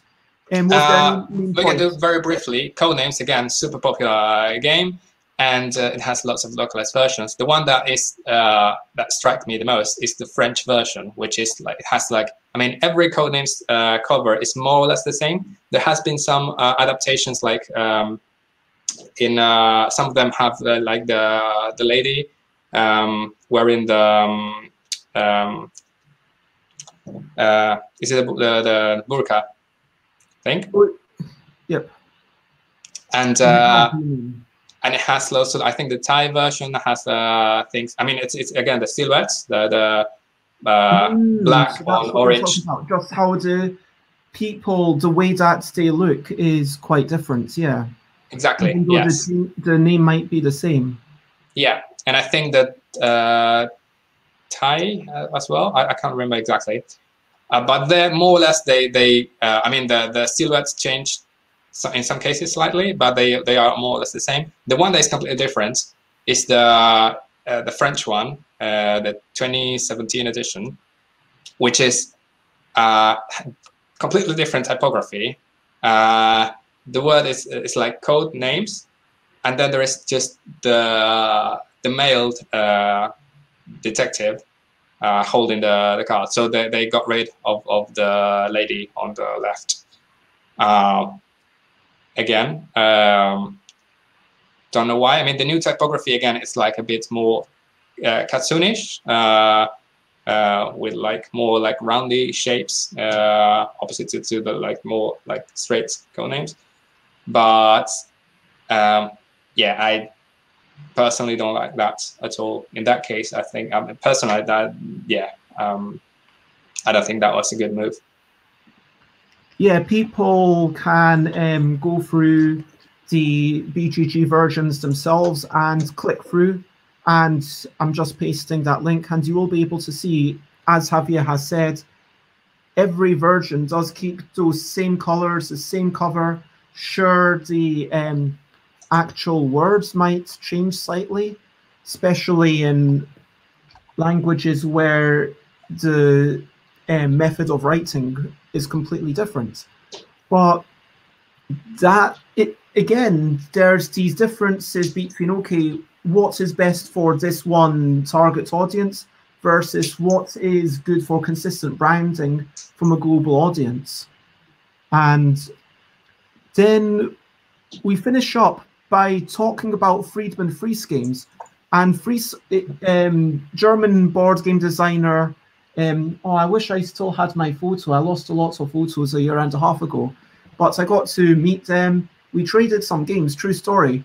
And then Fries is very famous for dyeing their hair green and having a bit of green in all of their games once they were able to do this. And secondly, literally all their games starts with the letter F in German. But for example, Funkenschlag, which is Power Grid, you know, is called Power Grid in English, unfortunately for Friedman Fries. Whereas at least you've got things where now it's Felix the Cat, where at least, okay, you don't have to change the name of Felix, or Friday, Freitag, or you get the point. Literally every game, in German at least, starts with an F, and it started to be done more consistently in other languages as Friedman Fries has the resources to consider other languages. Fries's Fries's Wucherer is the best one. I don't know what that means.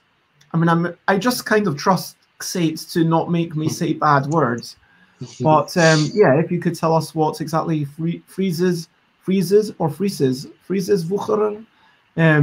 it means Fries's landlord apparently. So this is a game about Friedman Fries's landlord. There you go. So I guess there would be a little apostrophe there. But yeah, was there anything extra that you wanted to talk about with that? No, about the examples, no, not really.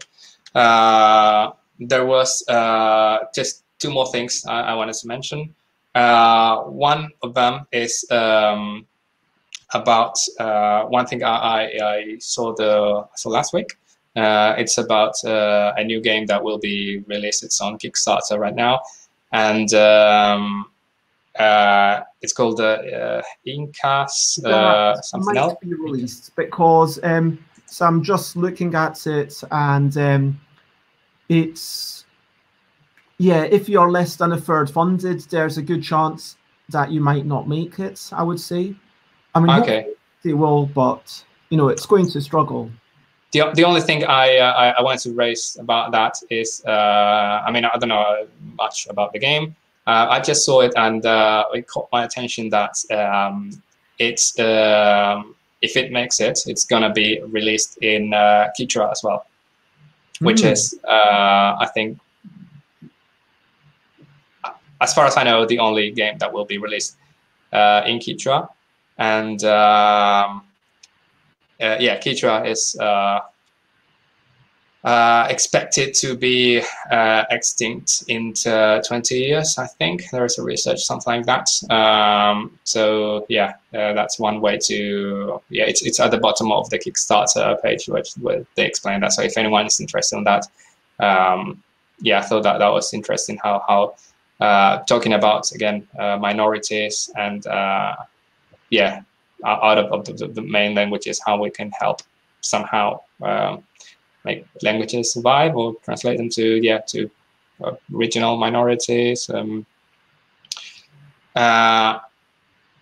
another thing I wanted to mention is something that was mentioned in a live stream before. I can't remember which one, but well, I think you mentioned it best about the credits, like giving credits to in the rule book to not only to the designer or the developer, but also to the illustrator, but also graphic artists and yeah, all the people involved in the process. Which again, it could be like, it could take a lot of space sometimes, but yeah, crediting translators also important. Like we have, like in books, we have usually when a book is translated, it says like author, and then it's translated by. Sometimes, I mean, there was a big struggle. Sometimes like it's just the cover, it says the title of the book, and it doesn't even mention the translator. Maybe it's on the lights page, like very tiny. And some books are like on the cover, it says title by blah blah blah, translated by blah blah blah. And it might be a good idea to yeah, add translators to the grades. For sure. Somewhere, even if it's not on the cover. I mean, credits not only give thanks and are a way for people to prove that they did a particular bit of work, because, for example, let's say I wasn't credited on Yogi. Let's just imagine.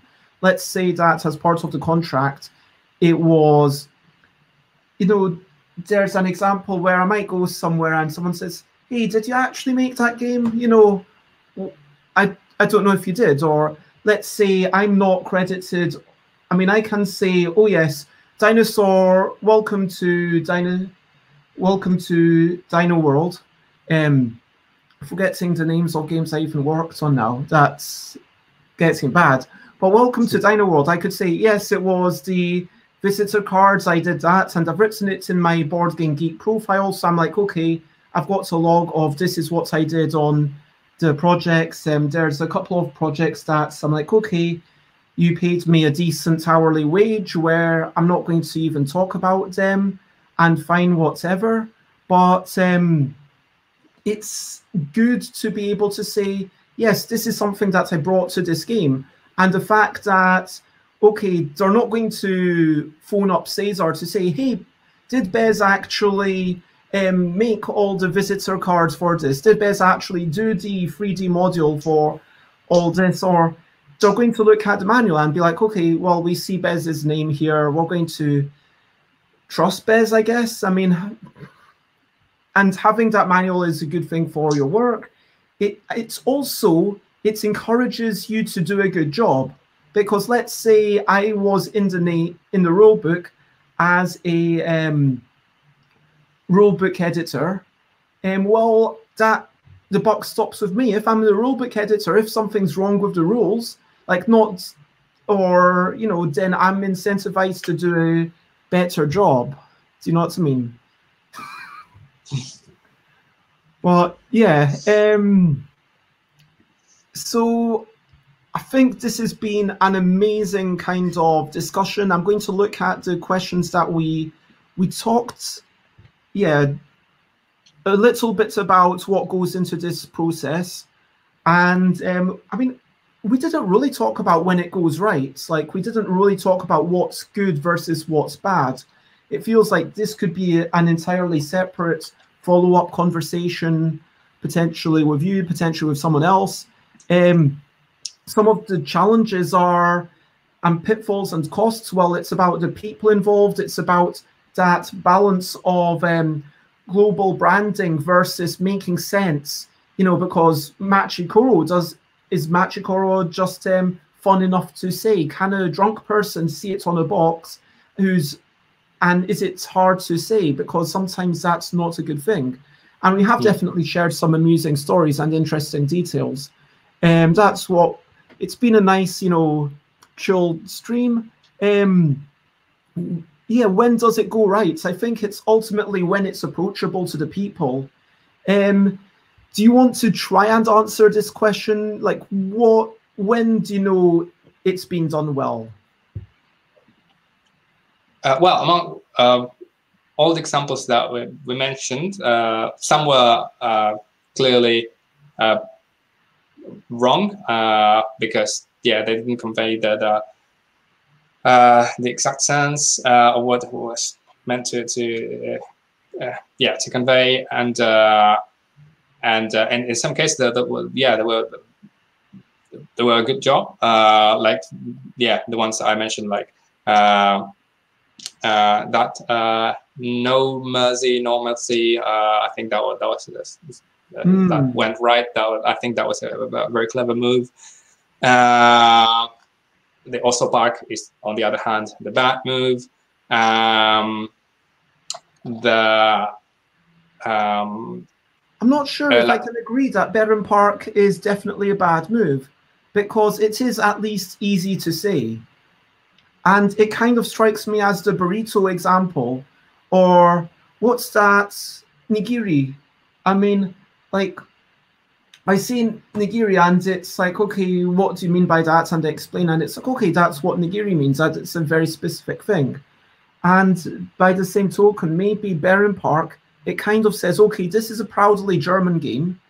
The words are kind of, are they possible to say by people in different countries?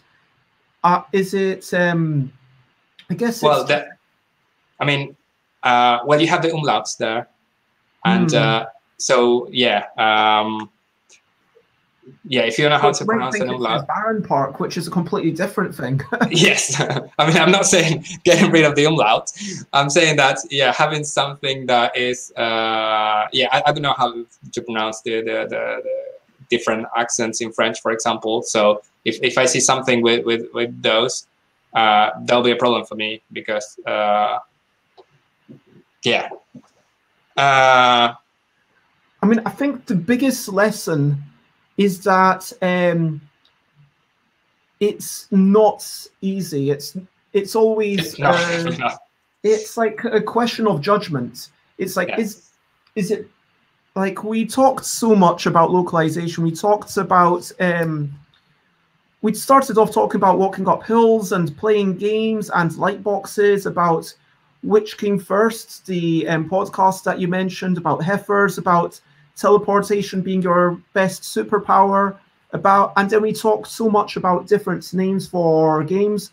We talked about why it's important just to kind of get everyone right into the city. We talked about, yeah, just on BGG, if you put a / versions at the end of any game, you can see all the different versions, and that can be some fun. And we talked about Mitsubishi Pajero, about Hamburguesas Barfi, about before and after, about the Chevrolet Nova. That's just an urban legend. It doesn't mean not go, it means Nova. And we talked about Ticket to Ride and how the railway les aventuriers du rail is, even though it talks about railways, there's not railways in, Ticket to Ride London, for example. And we talked about, all these different games where sometimes some words are put into a foreign language, like Baron Park, or Lost Cities, or indeed, what was it? Wavelength. What was the Wavelength one? Perfect Match. Perfect Match. Yeah, that's a ridiculous one. Yeah, I think that was the worst example that we had, where in the box, again, it says Wavelength. So what's up with that? We talked about puns being challenging, about alliteration being challenging, and yeah, about the fact that, yeah, you can write your rules in a language not to actually reach more people, but to bring awareness of a language to more people. And so that's a thing.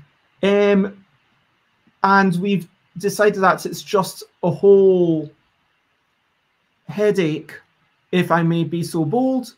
And it's just like, there is no perfect answer. Anything you would like to add to the recap wrap-up? That's it. That was perfect. Okay. I want to say thank you to everyone. Thank you to everyone who popped in earlier. And Odin, I hope you are sleeping well if you watch this after the facts, I guess. Thank you, Xate and Jay Foolsguard, for being around for the show, and Jess and Alan. It was lovely seeing you earlier, and anyone who's lurking. If you wish to, and most importantly, thank you, Javier. It was lovely to have you, and thank you so much for your Google documents, which I've linked to in the comments, so people should be able to find it. I might be able to just add it as a proper YouTube comment so people can see it there, but on Facebook and Twitch it should stay there. If you wish to find me, stuffabez.com is my website, stuffabez.bigcartel.com. You can buy my stuff, twitter.com/stuffabez. I tweet a lot, instagram.com/stuffabez. It's pictures. Generally, recently, it's just things that I'm finding pretty. Twitch.tv/stuffabez is just streaming like it's what you're watching right now. Facebook.com/fingerbez is a thing. And stuffabez@gmail.com is my email address. And you have said that you do not have... I have no social media, no Facebook, no Twitter, no Instagram. So yeah, just I have BGG. So yeah, maybe it'll be in the description what my username is if you want to get in contact with me. Yeah, or leave a comment, and yeah, I'll get back to you. And I'm sure there are people who tweet a lot more than I do. Anyway, so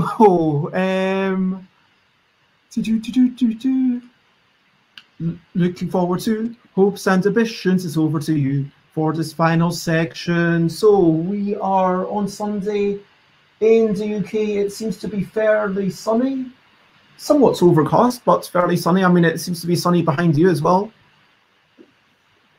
I mean, I'm looking forward to potentially going out. I'm going to be listening to some videos. I say listening because these videos are just videos where it's not even like the videos at least have people moving or like flashing up images like I try to do. It's literally just a still image, but you can't watch it anywhere else. What's up Yeah. with that? It's just bad use of the format. Sorry. But anyways, I'm going to listen to some videos. What are you up to? Well, sadly, I have to stay here indoors working the whole day, which is a shame. Looking through the window, it's so sunny. But yeah, I have to finish work. So yeah, I don't do this often. It's been a while since I last had to spend my whole weekend working. But yeah. And if anyone's watching after the fact, even if you're not wanting to share, or anyone watching right now, think to yourself, like, what am I looking forward to? Yeah, it could be something that you're looking forward to. I mean, you've just told us you're working. You've just told us what you're about to do. But share a little more. Share something that you're looking forward to. I mean, maybe tomorrow you're going to get to chat to someone, or maybe you're going to have a phone call, something small that you're actually looking forward to, because hopefully there can be something always that you are looking forward to. Yeah, so my friends have returned from, two of my friends have returned from abroad, so they are now self-isolating. So I'm looking forward to seeing them again once the isolation finishes. So they still have 1 week to go. And after that, we can meet socially distanced and do something in the park. So we'd be, yeah, looking forward to play with them in the park, which is a good thing for social distancing. And so, Sate's looking forward to the real life games day. Last time seeing Jack though, because Jack apparently moves away next week. But I hope that you have a lovely time and enjoy that. Oh, this is when I've put in the banner to potentially raid. I see that Robotron is chatting. That's the person who does the dark room, if you know them. You awake to find yourself in a... And they're not actually running the dark room just now, but they have a fun little thing where they're chatting, or we could maybe go to a random music thing together. Oh damn, yesterday was Talk Like a Pirate Day. I never did anything for that. So I should have talked like a pirate yesterday. Well, I'd be talking like a pirate just for the 1 minute. I can't remember what I actually talked. Oh yeah, it feels like I should have almost kind of had a more frivolous thing, like a frivolous topic, than working with your partner. And then we could have just talked like a pirate during the whole of it. This is a kind of random stuff that makes life fun, just talking like a pirate for a while. Anyway, I'm going to, on Twitch, if anyone's up for it, I'm going to suggest we go off and see Robotron, although I will warn you that they are definitely not PG friendly. They do swear quite a bit, including all the words, basically. They say all the words, but in a nice way. So they might call you a bleeping bleep, but it'll be... They won't call... Yeah, they won't... Okay. Let's not do it, because, yeah, I was hoping that Zanny Wano would kind of be around. That violinist, they were super awesome. But I'm kind of trying to find more musicians who are streaming at this time. So maybe what I should do is I'll check out more musicians and make sure that they're cool, and then kind of follow them for a bit. Because it's difficult with raiding. You want to kind of... This is something that it's almost, again, feels like the art of raiding. Like, we should have like a chat about this, what it even means. I know that might not be interesting to anyone except for like a very small portion of people, but there's a responsibility. Like on my part, I'm basically saying, hey, this is someone that you'll actually enjoy, because I'm basically saying, hey, go there with a link. It's kind of like linking to something. Like if I've got to link to something on my page, I'm kind of a little bit responsible. I'm kind of endorsing it in some way. I'm not necessarily, like, for example, they could put up anything at the end of that link. They could totally change what it's like after the fact. But I should at least have some idea. And I should be saying, like, yeah, if you've enjoyed this, if you've enjoyed watching me, then you might enjoy watching that. And if I can't say that, then, yeah, why bother? But please share stream the word. Go to the next streams. My next streams, if you go to stuffbybez.com/streams, then you will find out that it will redirect you. So that was, whoops. Stuff. Yep, anyway, it will redirect you here. Tomorrow is Legality and Ethics of Online Gaming with Mark Harris of Tabletopia. Then Design Chat, then playing something at 8 p.m. every day, basically at 10 a.m. UK time, we are going to be doing a thing. And yeah, that is the end of the show, I believe. So there is only one thing left to do, unless you have any final words. That's it. Yeah, okay. Well, thank you, everyone. And for now, bye, bye, bye, bye. This is the goodbye song. Bye, bye, bye, bye. Thank you for watching along. Bye, bye, bye, bye. This is the end of the show. Bye, bye, bye, bye. And now it's time to go. Bye, bye, bye, bye. This is the goodbye song. Bye, bye, bye, bye. Thank you for watching along. Bye, bye, bye, bye. This is the end of the show.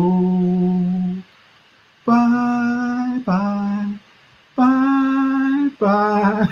And now it's time to go. Bye-bye. Bye.